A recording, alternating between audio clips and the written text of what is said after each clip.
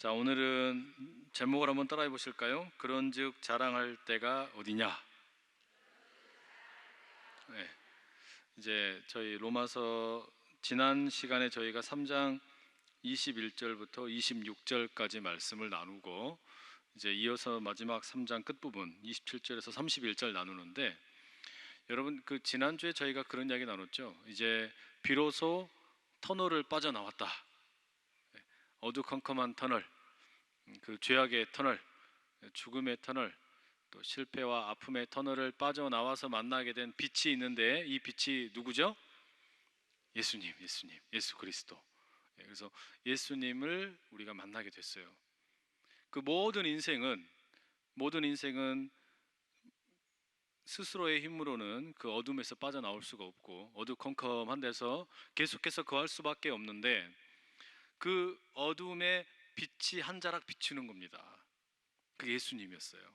그래서 그 예수님은 우리가 지난주에 우리 이 개역 성경에는 개역 개정판에 화목제물로 소개되어 있고, 또 힐라스테리온, 속죄소.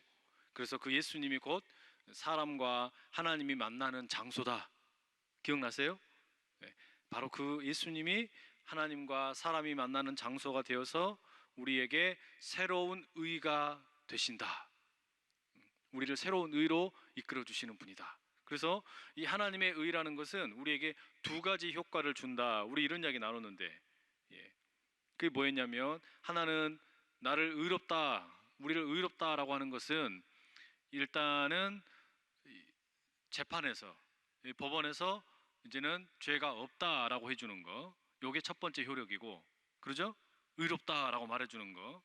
본래는 의롭지가 않은데, 그러니까 어둠 속에 있고 더러운 것이 많이 묻어 있는데 우리를 의롭다, 예수님을 통해서 의롭다라고 할 때는 첫 번째 효력은 내가 이제는 죄가 없다, 온전하다 이렇게 불러주는 거고, 또 하나 두 번째는 뭐였죠? 두 번째는 하나님의 언약의 가족 일원이 되었다. 요 두 가지 효과를 우리가 얻게 된다 그랬잖아요. 괜찮아요. 몰라도 괜찮아요. 또 계속 반복해서 이야기 드리면 되니까 괜찮습니다. 그러니까 예수님을 통해서 내가 의로워진다라고 할 때는 이 두 가지 효과가 일어나는 거예요. 내가 죄로부터 깨끗하게 되는 거, 그 죄로 인해서 죽음에 이르게 되는데 그 모든 효력이 이제는 미치지 못하고 나는 그 죄로부터 깨끗하게 되는 거. 그 다음에 두 번째는 하나님의 언약의 백성이 되는 거, 하나님의 가족이 되는 거. 요 성격이 조금 다른 거잖아요.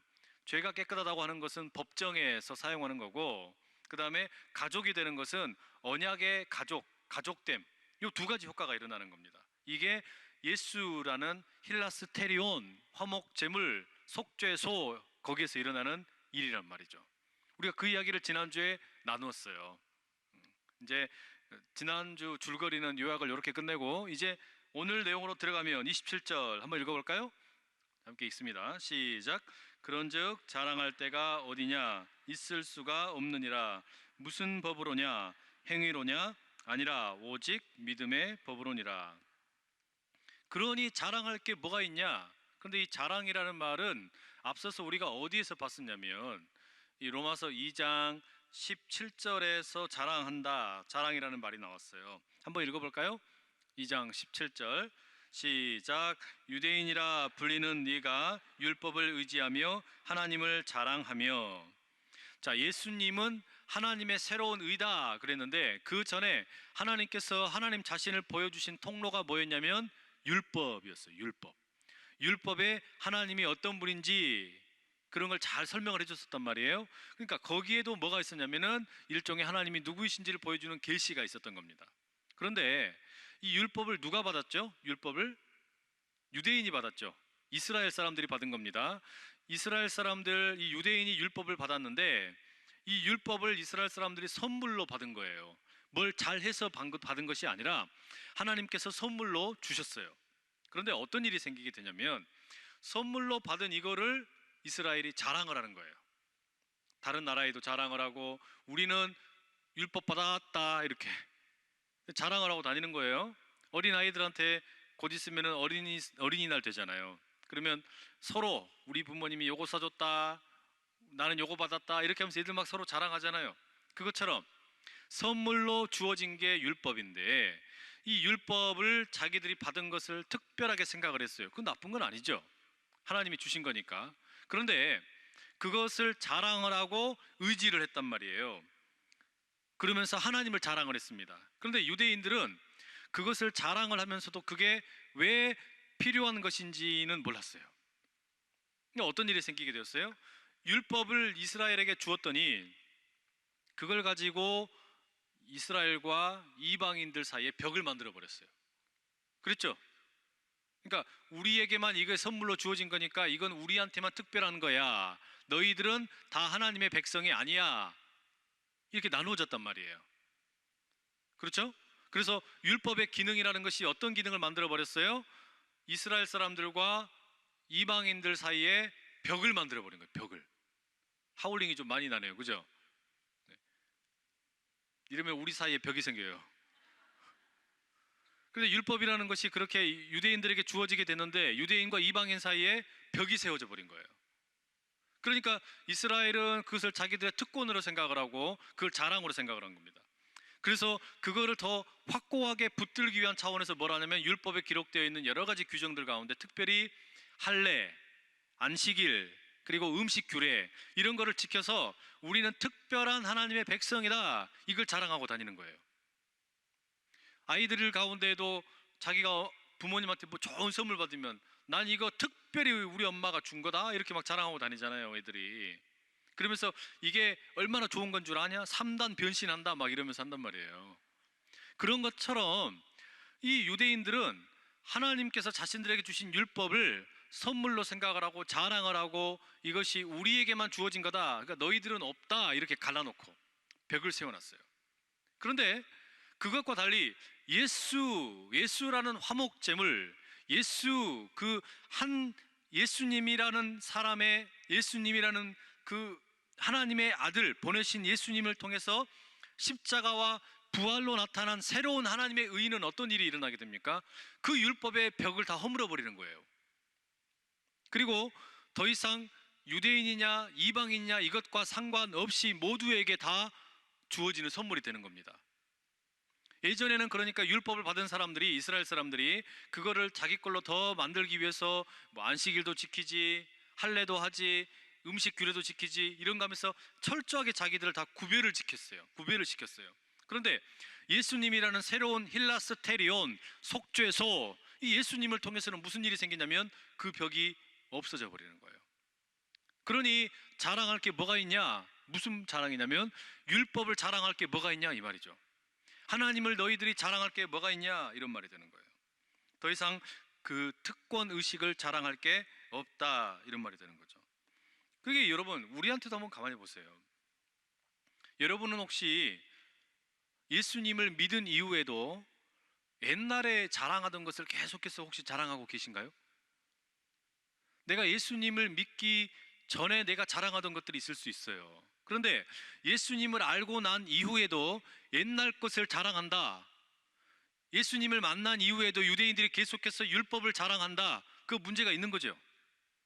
예수님을 만난 이후에도 계속해서 율법을 자랑하고 있다는 것은 이거 상당히 문제가 심각한 겁니다. 그런데 그리스도인이 예수님을 믿었는데 예수님을 알게 되었는데 옛날 세상에 속한 것을 자랑하고 옛날과 똑같은 그 자랑하는 내용이 하나도 변화가 없다 그러면 이건 심각한 문제인 거예요. 예수님을 제대로 만난 게 아니죠.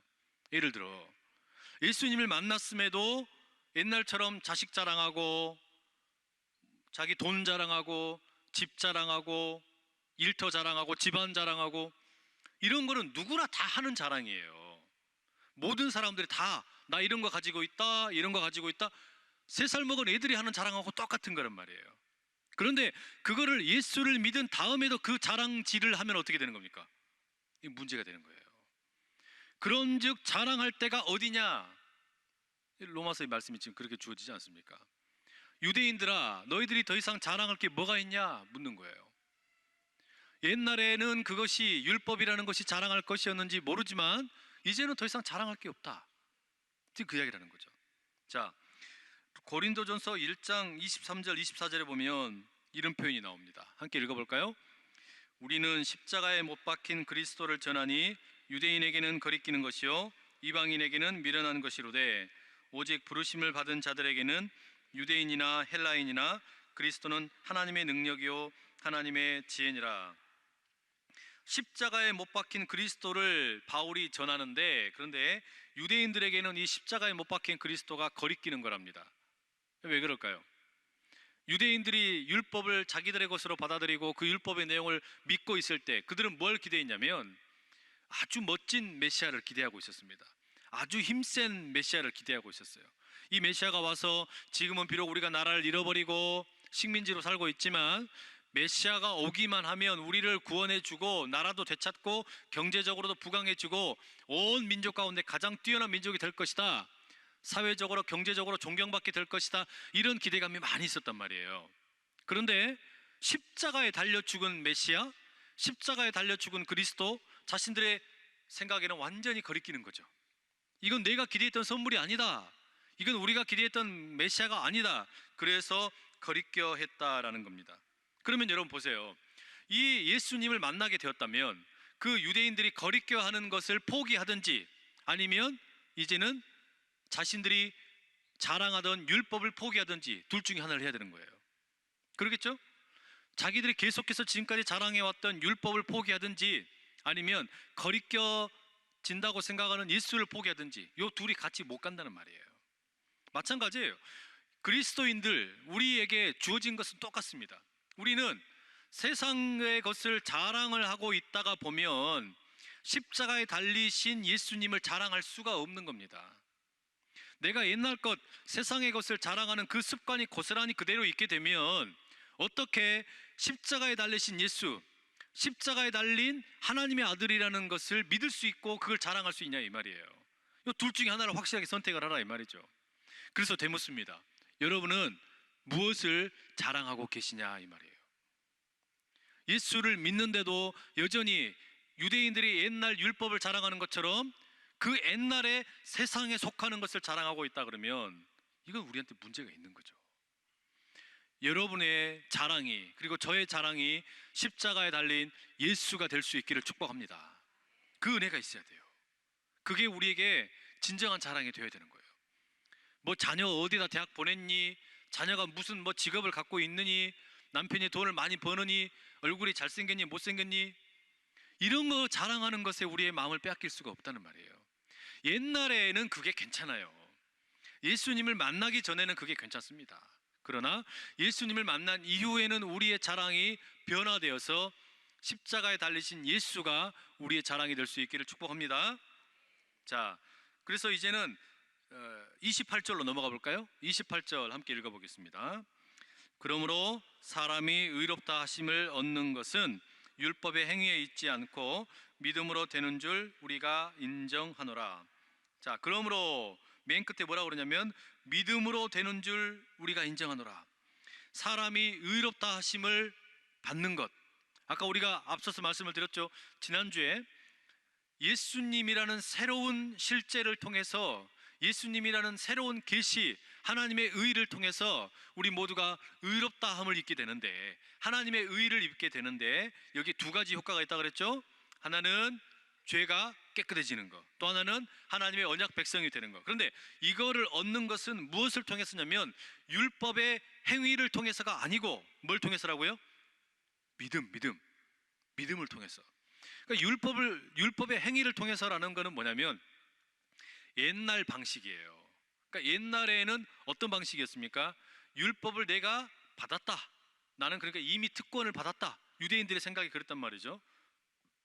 그리고 내가 선택받은 백성이다라는 것을 계속해서 확고하게 하기 위해서 뭘 하냐? 율법의 내용을 지키는 겁니다. 대표적인 게 아까 뭐라고요? 할례, 그 다음에 안식일, 그리고 음식 규정, 이런 거를 지키는 걸 왜 하냐? 나는 특별한 존재니까. 나는 예수를 믿으면서도 특별하다고 생각을 하는 거예요. 이걸 지키는 사람들이. 자, 상상을 해보시면 이런 걸 상상하시면 됩니다. 이 로마 교회 안에 두 부류가 있는 겁니다. 교인들의 구성이 가만히 보니까 출신이 유대인들 출신이 있고, 그 다음에 이방인들인데 예수님을 믿게 된 사람들이 있는 거예요. 이 두 그룹이 싸워요. 믿는데 예수님을 믿는데도 싸워요. 그런데 유대인들이 생각할 때 우리는 예수님을 믿는 것은 똑같을지 모르지만 그래도 우리는 조금 더 특별하다. 우린 조금 더 특별하다 이러는 거예요. 우리는 본래 유대인 출신이기 때문에 율법을 알고 있고, 그리고 우리는 율법을 지켜왔다. 할례 받았지, 안식일 지켰지, 그리고 음식 규정 다 지켜왔지. 그러니까 우리는 조금 더 특별하다. 그런데 여기다 대놓고 지금 바울이 뭐라 그러는 거예요? 아니다. 우리가 의롭다라고 칭하여지는 것은 그런 율법에 달려있는 것이 아니고 믿음에 달려있다라는 거예요. 이게 완전히 새로운 일이 생기는 겁니다. 믿음에 달려있다라는 말은 무슨 이야기입니까? 내가 무엇을 믿느냐나 하나님께서 신실하신 분이라는 것을 믿고, 그러니까 하나님이 약속하신 것은 반드시 지키시는 분인 걸 믿고, 그 하나님의 약속의 신실하심의 구체적인 이 어떤 내용이 뭐냐? 예수님이라는 걸 믿고, 그 예수님도 신실하게 죽기까지 하나님 앞에 신실했고, 그래서 우리는 그 하나님의 신실하심, 그리고 그 예수님의 신실하심, 우리는 그걸 믿는다 이거죠. 우리 계속해서 이야기를 계속해서 말씀드리고 있단 말이에요. 내 믿음이 뭘 믿는 거냐? 나는 하나님은 언약을 반드시 지키는 분이다, 이걸 믿는 거란 말이에요. 그러니까 우리가 예수님의 십자가를 믿습니다, 예수님의 부활을 믿습니다 라고 그럴 때 그 내용의 이면에 있는 거, 그것보다 더 큰 거는 뭐냐? 그 십자가와 부활을 통해서 무엇이 드러나고 있는 거냐면 하나님은 뭐 하는 분이라고요? 약속을 지키신다. 그걸 보여주고 있다는 말이에요. 우리가 왜 십자가를 믿냐? 우리가 왜 부활을 믿냐? 하나님은 약속을 반드시 지키는 분이라는 것이 거기에 나타나기 때문이에요. 그렇죠? 그 믿음으로 뭐가 된다고요? 내가 의롭게 된다는 거예요. 의롭게 된다고. 그 믿음으로. 옛날에는 율법을 통해서 의롭게 된다라고 생각을 했지만 그게 아니고, 우리가 예수님의 십자가와 부활을 믿음으로, 바로 거기에 나타난 하나님의 언약의 신실함을 믿음으로 내가 의로워지는 줄로 믿습니다. 그 의로움을 통해서 내가 죄로부터 깨끗해지고, 그리고 하나님의 언약 백성을 덧입게 된다 이 말이에요. 언약 백성이 된다. 자, 그래서 이제 29절로 넘어갑니다. 함께 읽습니다. 시작. 하나님은 다만 유대인의 하나님이시냐? 또한 이방인의 하나님은 아니시냐? 진실로 이방인의 하나님도 되시느니라. 자, 보세요. 그러니까 하나님은, 그러니까 지금 교회 안에 있으면서도 같은 하나님을 섬긴다고 말을 하고, 그리고 같은 예수님을 믿는다고 하면서도 너 출신이 어디야? 나는 유대인 출신이다, 나는 이방인 출신이다, 이렇게 해서 서로 어때요? 반목이 있고 갈등이 있단 말이에요. 이러니까 무슨 일이 생기는 거예요? 분명히 같은 하나님을 믿는데 갈라져 있는 겁니다. 그것은 무엇 때문이었냐면 율법이라는 것이 기둥을, 이 벽을 쌓아가지고 사람들을 차별하는 것처럼 느껴졌기 때문에. 근데 바울이 뭐라 그러는 겁니까? 그게 아니다. 우리가 의롭게 되는 거, 죄를 용서받고 그리고 하나님의 자녀가 되는 것은 오로지 믿음으로 가능한 거다. 예수님의 십자가와 부활에 나타난 하나님의 신실하심을 믿는 그 믿음으로 우리가 의롭게 되는 것이지 율법이 아니다.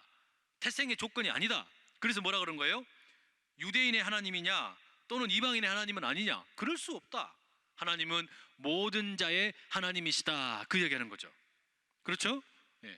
우리 교회도 바로 그런 유대인의 하나님, 이방인의 하나님이 따로 있는 게 아니잖아요. 우리는 동일한 하나님을 믿는단 말이에요. 모든 사람에게 동일하게 은혜를 베푸시는 하나님, 예수님의 십자가와 부활을 믿는 모든 사람에게 동일한 은혜를 베푸시는 하나님, 우리는 그 하나님을 믿는 거예요. 근데요, 여러분, 이게 로마 교회에만 문제가 있었던 것이 아니라 참 지금도 문제가 많아요. 이게 참 어려운 거예요. 그래서 서구 교회에 가보면은, 다민족 사회에 가보면 교회들이 보면 이렇게 돼 있잖아요. 백인들끼리 모여드리는 예배 있고, 교회가 있고, 흑인끼리 모여드리는 교회 있고, 한국 사람끼리 모여드리는 교회 있고, 또 뭐 중국 사람들 모여서 드리는 교회 따로 있고, 이렇게 다 제각각 흩어져서 예배를 드려요. 왜 그럴까요? 언어가 조금 다르고 문화가 다르고 뭐 그런 것 때문에 그러겠죠. 그렇죠? 그런데 사람들이 그 차별, 그 차이를 쉽사리 극복을 못한다는 이야기이기도 되는 겁니다.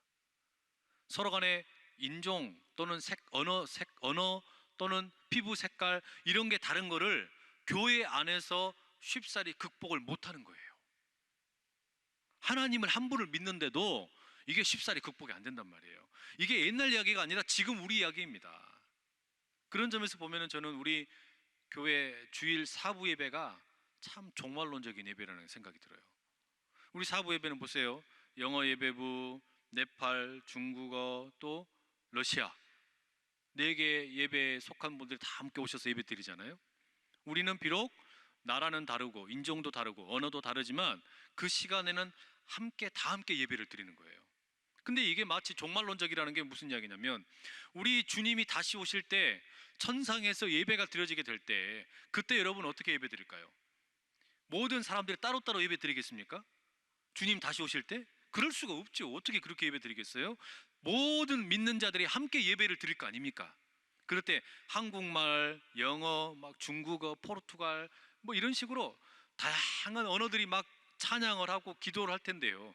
궁금한 게 그때 대표 언어가 뭐가 될지, 어떤 언어가 대표 언어가 될지 궁금한데, 근데 저는 이런 생각은 들어요. 분명히 이렇게 수없이 많은 민족들이 다 함께 모여가지고 예배를 드리는데 각기 다른 언어로 찬양을 하고 각기 다른 언어로 말을 하는데 다 통하는 거야. 다 통하는 그런 은혜가 이렇게 있게 되는, 그런 은혜를 막 이렇게 생각이 되는 거예요. 우리는 그걸 사부 예배 때 지금 경험하는 거 아닙니까? 그렇죠? 그러니까 사부 예배에 많이 오십시오. 종말론적인 예배예요. 대단히 종말론적인 예배입니다. 이게 우리에게 참 중요합니다. 그런데 그게 말이죠, 우리가 어떤 언어 또는 어떤 인종, 뭐 피부 색깔, 뭐 또는 뭐 빈부의 격차 또는 어떤 뭐 생각의 차이, 이런 것 때문에 이 예배라고 하는 것이 나누어지고 하나님이 한 분이신 하나님이 제대로 이해가 못 된다 그러면 이건 교회가 참 비극적인 일을 겪는 겁니다. 우리 민족만 해도 그래요. 조선시대 말기에 우리나라에 처음 이제 이 복음이 들어왔을 때 우리도 그런 이 여러 가지 아픔들이 많이 있었잖아요. 뭐 양반이니 뭐 농민, 상인, 백정, 이런 식으로 사람들을 계급화시키고 나누어 가지고 서로 간에 갈등이나 반목이 많이 있었단 말이죠. 그런데 이런 하나님의 말씀을 딱 들려주면 하나님은 이스라엘의 하나님만 되시냐, 이방인의 하나님은 아니시냐, 이거 거꾸로 이야기하면은 이제 비슷하게 이야기하면은 양반에게만 하나님이시냐, 그러면 농민에게는 하나님이 아니시냐, 이런 말 들 거 아니에요. 그래서 실제로 우리나라 복음이 전해질 때 이 양반의 하나님 그리고 백정의 하나님, 이런 것 때문에 갈등이 있었습니다. 그 소설가 박경리 선생님이 쓴 토지라는 소설이 있죠. 그 소설에 보면은 그 백정놀이, 백정각시놀이라는 이야기가 나옵니다. 제가 읽어드릴게요. 이런 내용인데요. 단오놀이던지 아무튼 구경꾼 속에서 백정이 딸 하나를 잡아냉기라요. 그 이빈 가시나를 엎어뜨리 놓고 장정들이 번갈아서 올라타고 이랴. 이놈의 소가 와 안 가노. 함시로 엉덩이를 철벅철벅 때리는 기라요. 뿐이겠소. 목에다 새끼줄을 걸게 하고 네 발로 기게 하고 구경꾼 앞을 돌아댕기는데 그 예비가 소개기를 가져와서 개우 풀이 났지만은 좀 안 된 생각도 들고. 이 소설의 한 대목이에요. 그러니까는 경상도 지역에서 있었던 그 백정각시놀이라는 겁니다. 백정집에서 태어난 딸, 그 여자를 눈에 띄면은 데려다가 마치 짐승처럼 장난감처럼 가지고 노는 못된 풍습이 우리나라에 있었다는 말이에요. 그래서 그 여인들 가운데 자기 집안에 대한 원망, 자기 삶에 대한 원망 때문에 목숨을 끊는 여인들이 참 많았답니다. 얼마나 많았겠어요. 그렇죠? 그런데 바로 그런 경상도 지역에도 복음이 들어갔어요. 기가 막힌 일이 일어났죠. 이 보수적인 동네 진주에 서양의 선교사들이 복음을 들고 들어갔습니다. 1905년에 진주 교회가 이제 모 교회가 되는데 이 교회를 개척했던 분이 커틀 선교사라는 분이었습니다. 이분이 아주 어렵게 신자들을 한 분씩 모으는 거예요. 그리고 같이 함께 예배를 드리는데, 근데 이 이야기를 한 겁니다. 같이 예배 드리자. 양반이고 쌍놈이고 무슨 뭐 백정이고 같이 예배 드리자. 그랬더니 우리는 백정놈들하고는 예배를 같이 못 드리요. 다 내보내시오. 백정은 사람이 아니오. 그리고서는 예배를 거부해 버린 거예요. 그러니 이 커틀이라는 선교사가 방법이 없어가지고 어쩔 수 없이 예배를 따로 드린 겁니다. 백정 따로 또 양반 따로 이런 식으로 예배가 나누어지게 된 거예요. 그러다가 한 4년 뒤에 1909년에 새로운 선교사님이 왔어요. 리알 선교사인데 이분은 조금 더 원리 원칙적으로 하신 겁니다. 그래서 예배를 그렇게 하면 안 된다 이렇게 해가지고 아예 작정을 해가지고요, 1909년 5월 둘째 주일 날 15명 정도 되는 백정들을 초청을 한 거예요.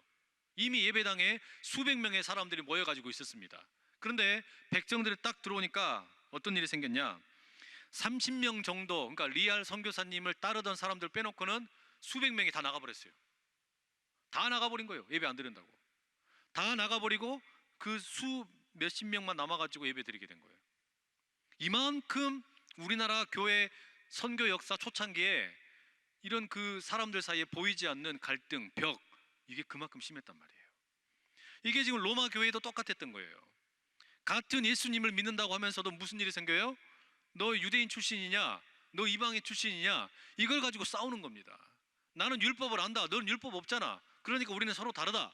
내가 더 잘났다. 이런 갈등이 막 생기는 거예요. 이게 기가 막힌 일이죠. 여러분, 이게 우리 교회에는 없기를 축복합니다. 이게 있으면 안 되는 거예요. 교회 안에 이런 식으로 뭐 무슨 나만의 왕국을 만든다, 무슨 뭐 나만의 영역을 만든다, 우리끼리니까 더 뭐 누구를 밀어준다, 이런 식의 만약에 분파가 생겨나면 교회 망한 겁니다. 그러면 바울이 고린도 교회에 고린도전서를 보내면서 제일 처음에 하는 이야기가 뭡니까? 분파 이야기잖아요. 그 교회도, 로마 교회도 그렇고 고린도 교회도 그래요. 공통점이에요. 고린도 교회를 바울이 세워놓고 떠났는데 뒤에 듣자 하니까 뭐라 그래요? 나는 바울파, 나는 아볼로파, 나는 게바파, 나는 그리스도파, 이런 식으로 파가 나눠져 가지고 교회 안에 뭐 싸우고 분쟁이 일어나고 사사건건 막 이슈가 붙어서 싸우는 겁니다. 바울이 하도 기가 막혀가지고, 아니 어떻게 그리스도의 몸된 교회를 이렇게 찢어놨냐, 이렇게 얘기한단 말이에요. 말도 안 되는 이야기잖아요. 여러분, 이거 우리가 유심히 생각을 해야 되고 정신을 바짝 차려야 되는 게, 6월 달에 우리 교회 항존직 선거한다고 지금 이미 이제 준비해서 이제 나올 거예요, 아니에요? 이거 할 때 여러분 보세요. 내가 이 사람 뭐 같은 무슨 찬양대다, 또는 무슨 교사다, 또는 무슨 같은 그룹이다, 그건 밀어주면 안 됩니다. 그런 식으로 분파 만들면 안 돼요. 나 밥 사줬으니까 찍어주고, 같은 동네 사람이니까 찍어주고, 명함 돌리면서 찍어주고, 그런 식으로 만약에 교회가 분파가 나눠진다 그러면 로마 교회를 향해서 지금 나무라고 책망을 했던 사도 바울이 관뚜껑 들고 나와가지고 다시 우리한테 뭐라 그럴지도 몰라요. 이게 현실이란 말이에요. 이게 얼마나 이게 지금 우리한테 따끔한 이야기인지 모릅니다. 정신을 차려야 될 이야기예요. 만약에 우리가 그런 식으로 교회를 찢어놓고 교회를 그런 식으로 나눈다 그러면 항존직을 세운다는 의미가 하나도 없는 거예요. 우리가 왜 일꾼을 뽑냐? 일꾼을 뽑는 이유는 교회에 유능한 사역을 감당할 수 있도록 뽑는 거지, 인기 투표하려고 뽑는 거 아니잖아요. 그렇죠? 누구를 위해서 뭐 에이 우리 나비가 밀어주고 이런 거 아니란 말이에요. 그러니까 우리가 기억을 해야 되는 거예요. 교회의 사역이 사적인 그런 어떤 이익을 위해서 움직여지면 안 되는 겁니다. 교회가 그리스도를 몸으로 하는 거룩한 공동체가 될 수 있기를 축복합니다. 우리가 이걸 잊어버리면 안 돼요. 이게 너무 중요한 리더십이고 원리예요. 이걸 잊어버리고 내 뜻대로 뭐 잘 안 된다 그래가지고 이렇게 해버리고 나중에 가면 꼭 사고 나요. 이거 그래서 특별 새벽 기도회를 해야 될 것 같아요. 자, 그래서 여러분 봐보세요. 만약에 우리가 3장 29절 이 말씀을, 로마서 3장 29절을 이렇게도 읽을 수가 있는 거예요. 한번 읽어볼게요. 자막 보세요. 제가 집어넣어놨습니다. 시작. 하나님은 다만 양반의 하나님이시냐? 또한 백정의 하나님은 아니시냐? 진실로 백정의 하나님도 되시느니라. 이러면 훨씬 더 이해가 쉽죠. 그러니까 유대인의 하나님이냐 이방인의 하나님이냐 그러지 말고 갈등하고 있는 두 그룹을 갖다 집어넣어 보세요. 그 말이에요. 지금 하나님은 한 분이신데 왜 이런 갈등과 분열이 일어나냐, 이거를 지금 바울이 이야기하는 겁니다. 그럴 수 없다. 자, 30절. 그래서 이제 30절이 중요합니다. 함께 읽어보겠습니다. 할례자도 믿음으로 말미암아 또한 무할례자도 믿음으로 말미암아 의롭다 하실 하나님은 한 분이시니라. 자, 할례자는 누구예요? 유대인. 무할례자는 이방인. 할례자도 뭐로요? 믿음으로. 무할례자도 믿음으로. 그러니까 우리가 의롭다라고 하는 것은 할례를 받았냐, 할례를 받지 않았냐 이런 거하고는 상관이 없다라는 이야기잖아요. 안식일을 지켰냐, 안식일을 지키지 않았냐 이것도 상관이 없다. 지역 출신이 어디냐 상관없다. 음식을 먹는 거를 이거는 뭐 먹냐 안 먹냐 상관없다. 이 이야기가 로마서 뒤에 가면 다 나오는 이야기들입니다. 바울이 근데 미리 지금 이렇게 요약해서 보여주는 거예요. 이런 것 때문에 형제를 실족하게 해서는 안 된다. 예수 그리스도의 몸이 이런 것 때문에 나누어지면 안 된다. 그거는 의롭게 되는 것에 의미가 하나도 없는 일이다 이런 말이에요. 이신칭의, 믿음으로 내가 의로워지는데 이 믿음으로 의로워지는 것은 결국은 뭐가 되는 거냐? 이신친교가 되는 거예요. 칭의는 친교, 교제. 무슨 말이에요? 믿음으로 의로워졌다라는 말은 결국은 우리가 혼자서 나 혼자 의로워지는 그런 이야기를 바울이 하는 게 아니고, 내가 의로워질 때는 늘 뭐가 있냐면 공동체가 함께 있는 겁니다. 공동체가 함께, 여러 사람이 함께 있는 거예요. 그래서 내가 믿음으로 의로워졌다라는 것은 언제, 어디에서, 어떻게 드러나냐? 내가 예수님을 만나서, 내가 공동체, 교회에 함께 있으면서 거기에서 부대끼며 살 때 드러나는 거예요. 이신칭이 했다는 게. 내가 믿음으로 의로워졌다라는 것이 언제 드러나는 거냐면, 함께 살 때 여기서 한 마음으로 모아지게 되는 것을 경험할 때 우리가 뭐가 되는 거예요? 아, 진짜 믿음으로 내가 의로워졌구나, 이걸 확신을 하게 된다 이 말이에요. 그러니까 갈라진다 그러면 무슨 이야기예요? 이 공동체가 문제가 있게 된다 이 말이에요. 자, 그러니 여러분, 우리가 하나님을 핑계 삼아서 또 다른 어떤 것을 핑계 삼아 가지고 어떤 나만의 어떤 구역을 만든다, 있을 수가 없는 일이란 말이죠. 그러면서 보세요. 할례자도 믿음으로 말미암아, 또한 무할례자도 믿음으로 말미암아, 그 다음에 뭐라 그러냐면 의롭다고 하실 하나님은 한 분이시다 이렇게 돼 있죠. 하나님은 한 분이란 말이에요. 믿음을 말미암아 우리 모두를 의롭다고 하실 하나님은 한 분이다. 근데 이 하나님은 한 분이다라는 것은 구약 성경의 배경을 가지고 있습니다. 쉐마를 배경으로 하고 있어요. 신명기 6장 4절 한번 읽어볼까요? 시작. 이스라엘아 들으라, 우리 하나님 여호와는 오직 유일한 여호와시니. 이 말씀은 이스라엘 사람들의 교육에 있어서 너무나 중요한 쉐마 교육의 출발점입니다.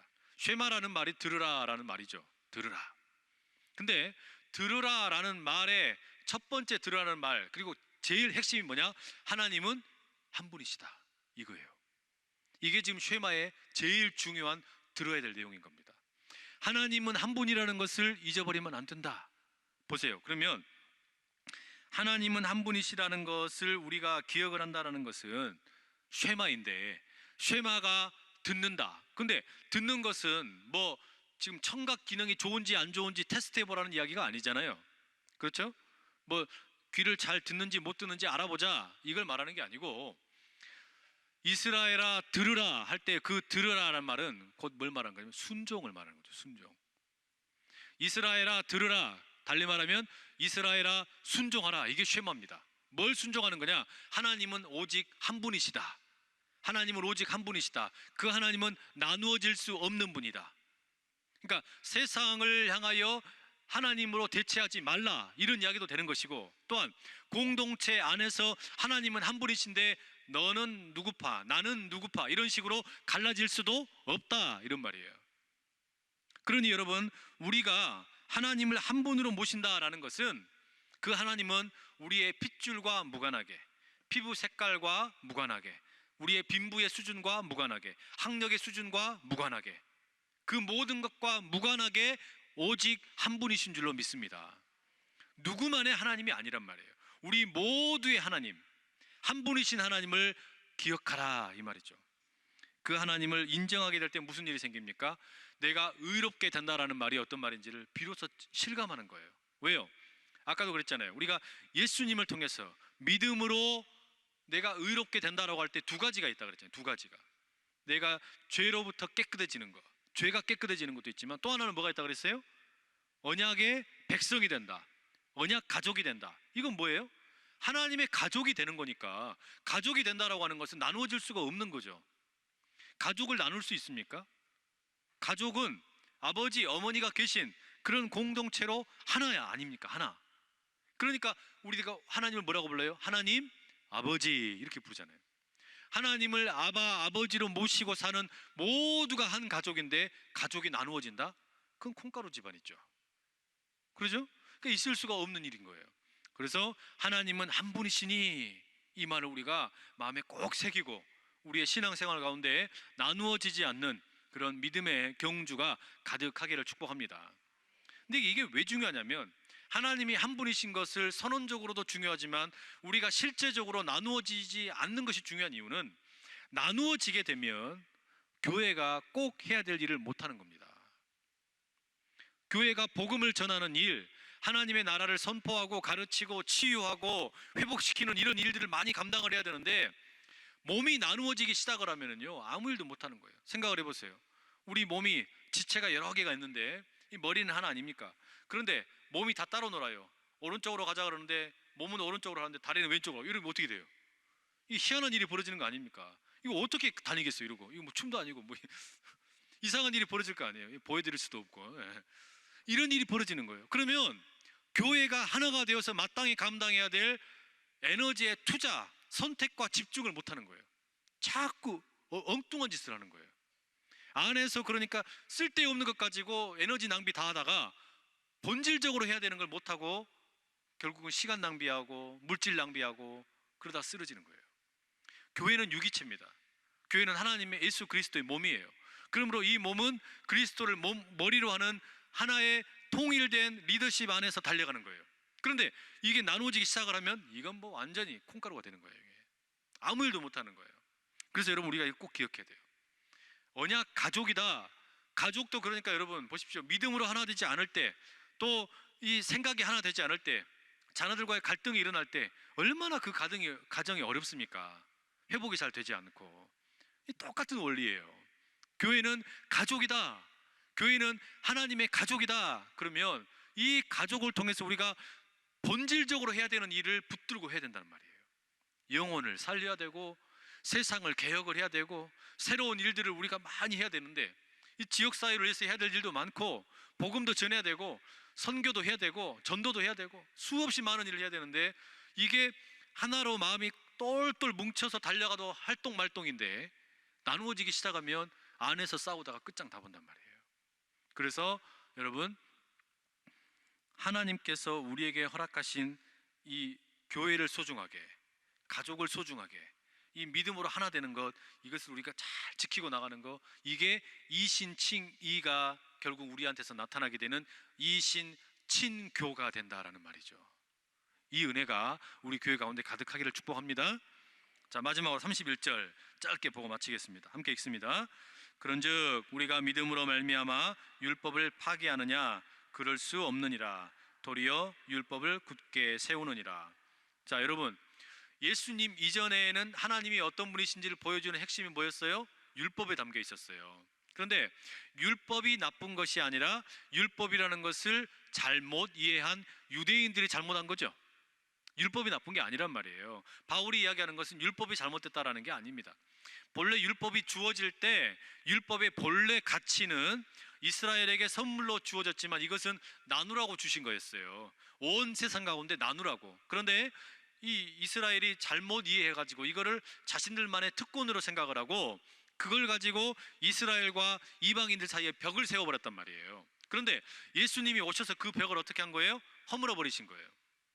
그 허물어 주심으로 인해서 율법의 기능이 어떻게 되는 겁니까? 비로소 본래의 자리로 회복이 되는 겁니다. 요 말이 그 말이에요. 우리가 믿음으로 말미암아 율법을 파기하느냐? 그럴 수 없다. 율법을 파기하는 게 아니라 도리어 뭐 한다고요? 율법을 굳게 하느니라. 그러니까 율법을 바로 세운다 이런 말이죠. 율법의 본래 기능을 회복시킨다. 율법을 통해 모든 인류에게 복을 받게 하려고 했던 아브라함을 택하시고 모세를 택하시고 다윗을 택하셔서 그렇게 하나님의 율법이, 하나님의 말씀의 정신이 아름답게 온 세상 가운데 흘러가게 하고 싶었는데 이게 문제가 생겼던 것을 어떻게 한다고요? 다시 하나님이 예수님을 통해서 온전하게 하셨다 이런 말이에요. 그러니 여러분 우리가 말씀이 우리 안에서 왜곡이 되었고 혹이라도 잘못 이해된 게 있다면 우리가 디톡스가 필요한 거예요. 디톡스가 되어서 뺄 건 다 빼야만 뭐가 돼요? 다이어트가 되는 거예요. 건강을 위해서. 내 안에 혹여 잘못된 세상적인 풍조, 그것이 말씀과 함께 들어와 가지고 뒤범벅이 되어 있을 때 뭐 해야 돼요? 이것을 디톡스하는 작업이 필요한 겁니다.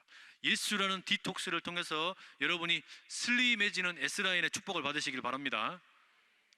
성령의 S라인이에요. 그 은혜가 저와 여러분 가운데 가득해서 오늘 우리가 자랑할 것, 세상을 자랑할 게 아니라 주의 복음을 자랑하라고 십자가와 부활을 자랑하면서 하나로 똘똘 뭉쳐서 힘있게 달려가면서 모든 장애물을 해치고 세상 가운데 복음을 아름답게 선포하는 우리 귀한 안산 제1의 재단 될 수 있기를 축복합니다. 그리고 여러분의 가족들이 다 될 수 있기를 축복합니다. 기도하겠습니다. 사랑하는 아버지 하나님, 감사합니다.